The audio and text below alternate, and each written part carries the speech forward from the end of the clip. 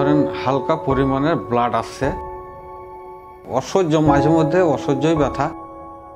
তারপরে ওখানে সারলো না, বললে যে রিপোর্টটা খুব একটা ভালো হবে না, আপনি কলকাতায় যান।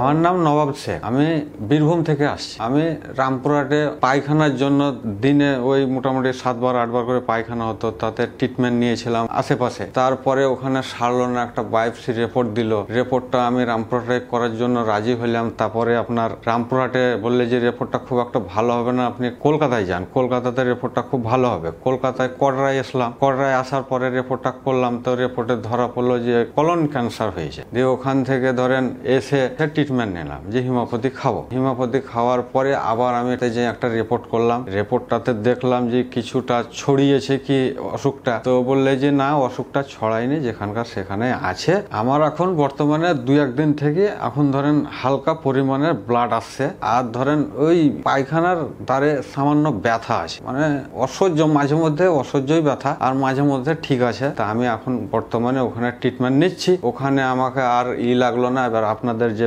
ভিডিওটা দেখে আমাকে পছন্দ লাগলো, তো বলে দেখে একবার ঘুরে আসি, দেখে দাদা কি করে।